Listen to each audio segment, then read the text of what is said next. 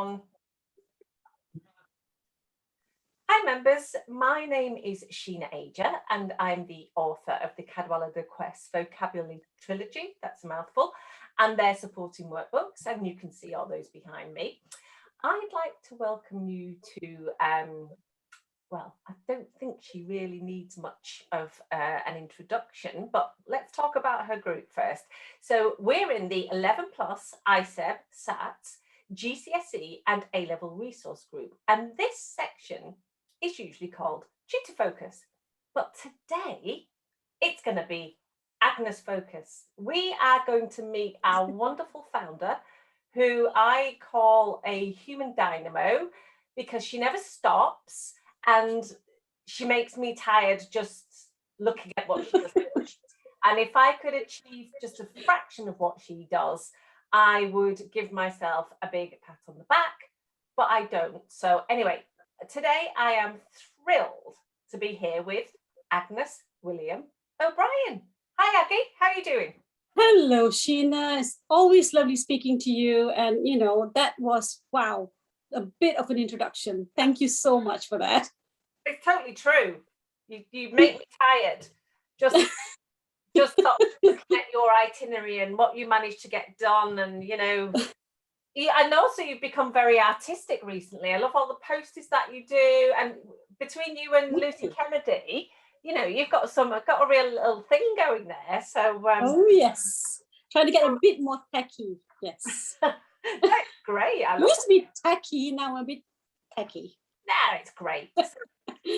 Anyway, we try not to keep this section too long because we know how, you know, our lovely members' time is finite and of an essence. So let's start. Just tell us a little bit about yourself. Okay, we know you're the founder of this fantastic community, but we want to know a little bit more about the person who is behind the brand, because it has become a really well-renowned brand. Well, first and foremost, I'm a wife and a mother of two. Actually, I should make it three because I can't forget my little Simba. So yeah, basically, I kind of did what most parents wanted to do. I wanted to make sure I was involved in, you know, really hands-on with my kids' education, which is why I somehow decided to come up with a way that I can do that. Bearing in mind, I'm from a different country, so everything I learned, apart from English, was in a different language. So my main concern was when my kids were at the age where they were going to prepare for 11 class, I was confused about the whole 11 class system and everything that goes with it. Didn't know head or tail about the CSSE system for where we are in Essex. So yeah, I was just hunting everywhere, high and low on the internet, and we were looking for resources, something that will tell me what I needed to do in order to prepare my kids. So that's what led me to the formation of a group. Okay, so that kind of covers a little bit of my second question, but we'll kind of elongate that a bit. So you've not covered this completely, so I'm going to ask it anyway. So how did the group, the 11 plus ISEB SATs, GCSE and A-level resource group, which I know started off just as an 11 plus group, how did it come into existence? Right, basically, as I said earlier, because I didn't know head or tail about the process, anything that it entailed when it comes to preparing a child, I asked some of my friends, mostly not from the area I'm in, asking, do you have a child you're preparing for the 11 plus? And if you do, can you share some information with me? Because I haven't a clue what they need to know. People are talking about verbal reasoning, non-verbal reasoning, but what applies to where I am? And bearing in mind, CSSE is totally different from any other part of the country, because everything that we do in the consortium is unique to the schools, the 10 schools here. Now, I had one issue because at school, when you're at the school playground, you're asking parents the same question I was just mentioning, you know, talking about what do I need to know in order to help my kids get through this exam. Everyone was looking at me like I was the the village idiot, really. Like, do you really think I'm going to share this information with you? Because, you know, your child might get that one place that my child would have got. I mean, not everybody was like that, but there were some people who I knew probably knew the answers, but I wasn't getting the information I wanted. So it kind of frustrated me. Looked up on Google, looked up everywhere, and I said, how do I find what exactly needs to be done? So that's why, you know, I just basically decided to form a Facebook group. All very new to me. I hadn't a clue how the whole system worked. I didn't even think of looking to see whether there was already any other group similar to the concept that I was looking for that gives me free resources and top tips on the exam. So that's how it started. I basically invited 8 of my friends, my own Facebook friends, and said, let's just share resources. And 1 month down the road, you know, all of us had questions. 6 months down the road, still had lots of questions, but no one had answers. That's when we decided we needed to get teachers and tutors and resource providers into the group in order to be able to get the answers. Yeah, so that leads me to another sort of semi-question is what made you decide to keep the group going after both your girls had gained places into probably one of the top, well, the top girls' grammar school in the country? You know, you didn't have to do that. So no, I think what it was that first and foremost, I kind of over time, this was going on 2 years after it was formed. Both my girls already gained entry, as you said. And it was kind of taking over my life a bit. You know, I was getting too serious about it, making sure, I think the most important bit for me was to be able to answer parent queries, answer questions, and getting the right people to give them the guidance. I just felt that it had to keep going because I asked a few of my members who have been there from the infancy itself. I said, you know, should I just abandon the group? Because, you know, it will probably be easier. I don't get anything out of this. If I carry on doing this, my children are not going to benefit anymore. And the problem with Facebook is you need to delete every single member before you can delete a group. It's not just a matter of hitting a delete button. So that meant I either jump ship, abandon everyone and look bad, or I continue doing what by that time I loved doing, helping others. Yeah, it's interesting as well, because I'd like to just say at this point, I've been with you 2.5 years now, and nobody, unless they have a group, can understand the work involved. It is enormous. And when I met you, you were doing it just because you were altruistic, because you were being good natured. And I think it might have been me who actually said to you, Agnes, you know, you need something back from this. And also, you know, you'd started to think that you needed help because you started to gather an admin team. So I just want to put that out there, that nobody will understand the work that Agnes does for this group, but I've got my own group.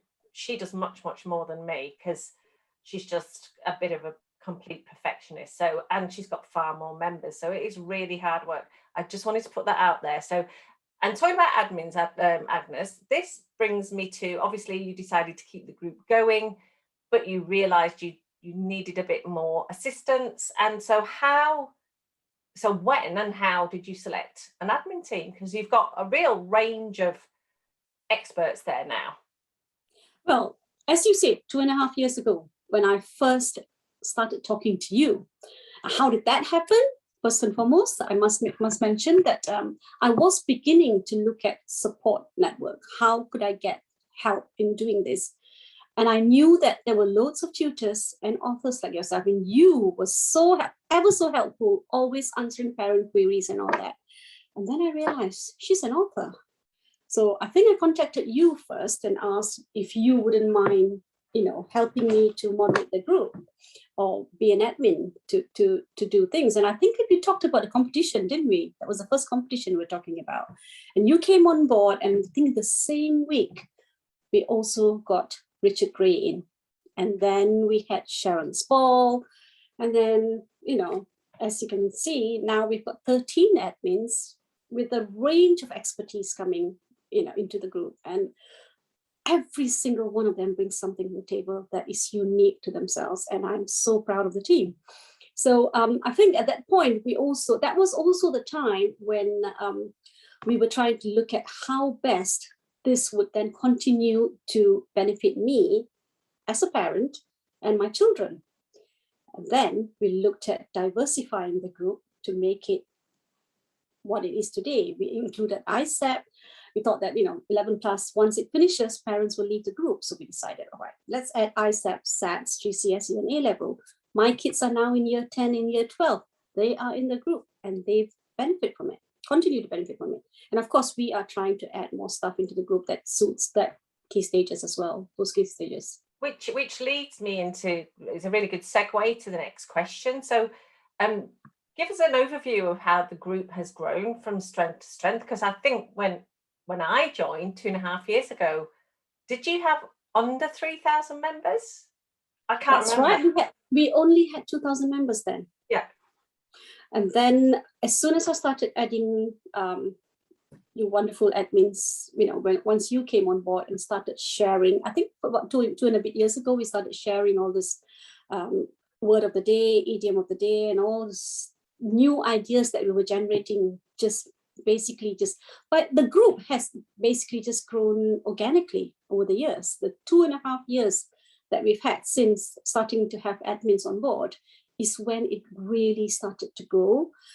Last year, though, in March last year, we had 6,000 members, and now we've got 13.5K members, doubled in that time. So again, it boils down to the fact that with lockdown and everything that's happened, we had to look at more ways that we can help parents and students, especially with the lockdown that we had. They were missing school, so we wanted to make sure that we could help them to be prepared for the 11 plus last year. And it still continues for this year. Yeah, do you think with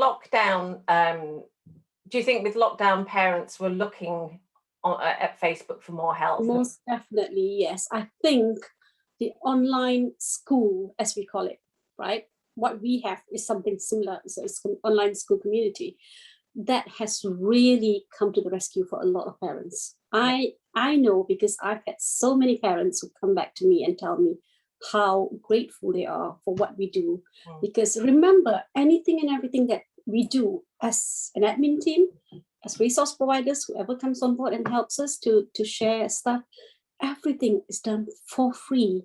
Yeah. For parents and students. Yeah, I think also, you and I are very familiar with Facebook, we're familiar with Facebook groups, and we forget that when folks come into the group, or whether it's on their phone or because I actually access the group a lot on my desktop because I'm working here, but we forget that a lot of parents are accessing it from a tiny screen on a phone.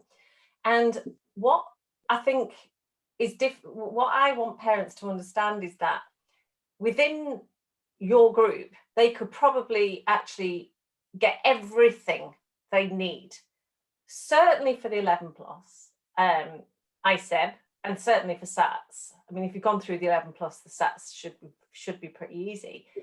GCSEs are different because they're wider, but I know you've got that very covered as well, with quite esoteric subjects such as Latin, and A levels as well. But folks, you've just got to look for it in the group. It's all there. It doesn't disappear.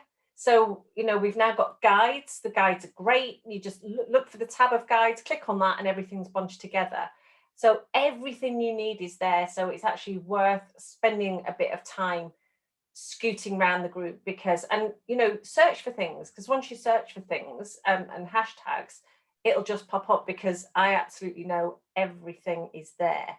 It's basically very user-friendly, isn't it, now? Yeah, but some people, it's very user-friendly to us, Aggie, but some people don't. Right. It's like the more you use anything, the better you get, isn't it? So some people just don't realise that the guides are there. Which is why we now have lovely Lucy Kennedy, one of our admins, has come up with this with the video, because I was thinking, how do I come up with something that actually tells new members rather than them putting in the same questions in the thing. How do we tell them where to find all the different resources we have, or to search for a question beforehand? Yeah. You can put anything in text form in the guides or rules section, in the about section or rules section. Nobody actually reads it because everybody assumes that Facebook is Facebook. It's the same in every group. It's not. It's how we do it purpose-built to suit the requirements of the parents, or how to make it best So, to their. So what Agnes is saying, members, is every week we post a welcome message to new members, and attached to that is a video which Lucy Kennedy made, and it's really impressive, basically telling you, the new member, how to use the group. But any member can search for that. If you search welcome, so members, if you've not seen this video, the little sort of search icon, put in there welcome, and you'll see the most recent welcome. You can click on that video and it'll tell you where everything is. So that is really cool. Now, Agnes, what are your future plans for the group?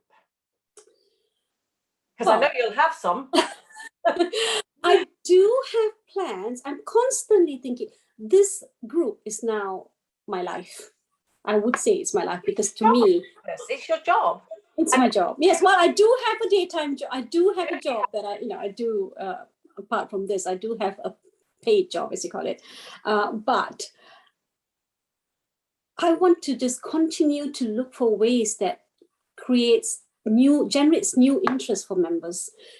As and when, with things changing, ever so changing, our life has changed so much since lockdown. So everything has to suit around the kind of new lifestyle that we've got. So you don't want to have the same things over and over again. We generate new ideas, come up with competitions and stuff like that. But now my focus would be the Key Stage 3, Key Stage 4 resources, really. We've got GCSE coming, so there'll be more stuff coming up for that.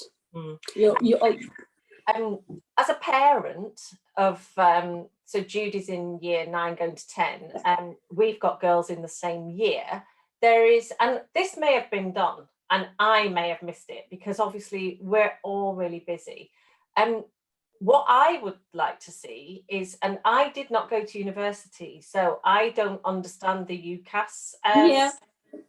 What I would like to see is a really simple kind of what to think about when to think about applying to uni, because the thing I've realized is,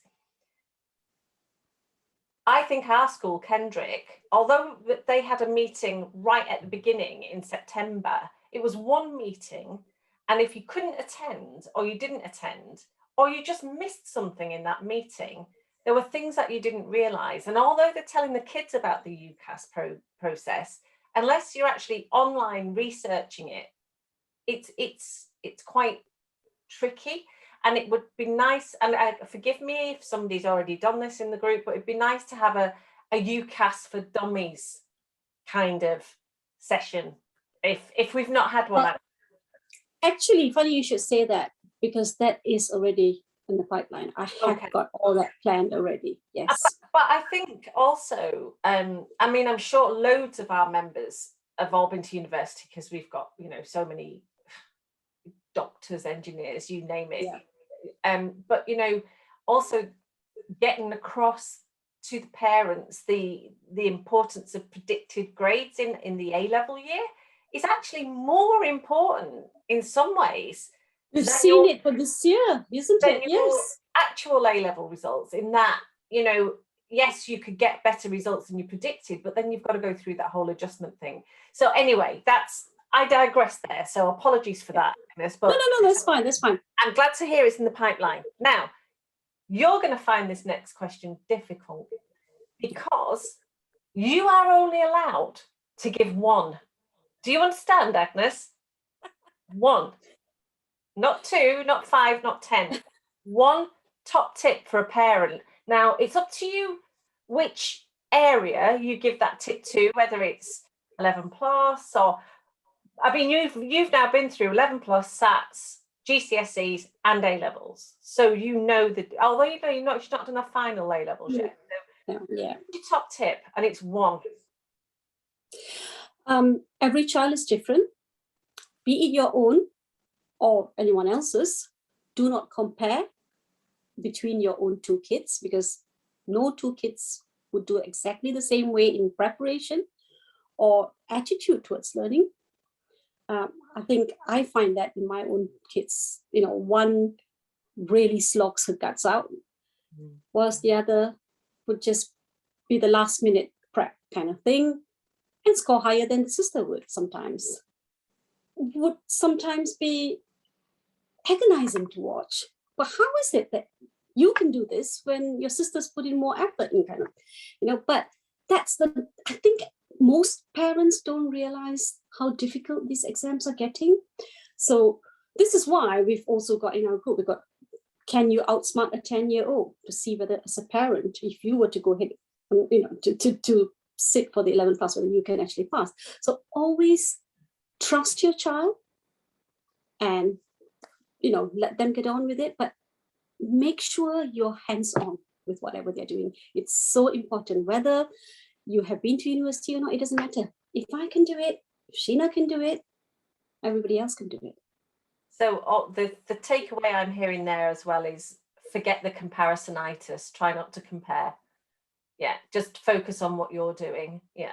Okay. Now I think that's a very good tip. And yeah, they're also different. I'm like you, Agnes. I've got a boy and a girl, but they're like having a cat and a dog. Ugh. I'll show you a picture of what came off Josie's bedroom floor in private. You won't believe it. It was about this deep. Anyway, so now this is quite an important question. So 2.5 years ago, you and I discussed this at great length, and you started to allow advertising in your group, which has been very successful. So give us an overview of how advertisers can become advertisers, and then give us a top tip for your advertisers, please, so that they get the most out of. Yes. I mean, anyone, our email address to get in touch with us to find out a little bit about how the membership terms for advertising, terms and conditions works and all that stuff. Now, bearing in mind that anyone and everyone can claim to be a top tutor, but what we want are credible tutors that we know we have seen interacting with our members, and they have got transparency in the form of their Facebook page and their websites, telling us more about what they do, what they offer, what they can bring to the group. That's what we want. We want people to get in touch with us, be registered with us as an advertiser, and more often than not, you'd hear our advertisers saying that they get so much out of the group business through advertising. They get so many tutees coming to them. What's most important is us working hand in hand with the advertisers. Now we're beginning to get the advertisers themselves becoming resource providers for us. They get to then showcase, this is coming to the next question, is how they can benefit from what they're doing by advertising with us. Whilst you're teaching, doing Facebook Live sessions or sharing resources, you actually get the opportunity to showcase what you teach, how you teach. And that's what is really important in order to engage with the members, to get their attention. So top tip for advertisers then, and showcase how you teach. Showcase how you teach. You are what you showcase. Yeah, I agree. If everything you do is full of errors, you're showcasing that I'm no good. Don't come to me. No, it's absolutely. Every post that comes to me is approved by me. By that, one of the reasons why I do that is I have to explain that why I try to leave my admins out of the advertising the approval proper for posts that come in. I try not to disturb them with that, because I do not want them then to be made a subject of, there's a conflict of interest because so-and-so is also a tutor. I just prefer to let them handle the membership approvals if they can, but most of that is done by me. Okay, yeah. So just to reiterate, if somebody is interested in advertising, and there's several sort of ways. There's the cover photograph, Yes, which cover image. I've used. What else can people do? There's also the pin posts section, the first post that you see in the group. That's the another way that you can use. That's part of the announcement that remains at the top. So for somebody who doesn't understand, a pinned post is a post that will be literally pinned to the top of the group, so that whoever joins the group, whether it be on phone or laptop, that apart from the cover photograph, that's the first thing they will see. But don't you also offer opportunities for advertisers to do Facebook Lives in your group, Agnes? We do, bearing in mind there are 52 weeks in a calendar year. So there'll be only 52 pin posts for the 52 weeks. And the same option here again for the cover photo. Once that's all booked up, bearing in mind 2022 slots and 2021 and 2022 slots are all fully booked. Because, we basically just charge enough for us to be able to do everything else that we do in the group. But what happens with this is, they can offer to do or ask to do Facebook Live sessions. Now, if they are saying, I want to do a Facebook, now bearing in mind, Facebook Live sessions are a very big way of actually advertising or showing how you teach. And you've all seen the Focus on 11 Plus series, where so many people have been doing doing Facebook Lives, teaching. And that is seen by thousands of members. So that's one way they can ask, can I do this? They can pick a date and time that doesn't clash with any other lives that we do in the group. Okay, brilliant. Okay, so and yeah, I mean, even if when you're live, even if you've not got a huge audience, that's irrelevant because it's people watching afterwards. And I've already covered this a little bit, but this leads me to my last question, Agnes, is please explain, because you know your group better than anybody, better than any of your admins, explain how and what people have to do to find the things they're looking for in your group. So if somebody's looking for a Facebook Live, how do they find it? If somebody's looking for a word of the day, idiom of the day, how do they find it? Because obviously there's only so much real estate in a Facebook group and it goes down, down, down, down. Yeah. So tell us, as if you're, again, Facebook for Dummies, please. How do people find what they want? And explain what hashtags are. Well, basically, when you hashtag something with, let's say, hashtag IOTD or idiom of the day or whatever, that's what the admins would put in the post as they're posting the stuff, or word of the day, hashtag word of the day. Now, all you need to do is, if you're looking for all of the word of the day, is just put hashtag word of the day or hashtag WOTD, and you might find it. But what we've done is we've gone one step further by creating albums, individual albums for each of these categories in our album section.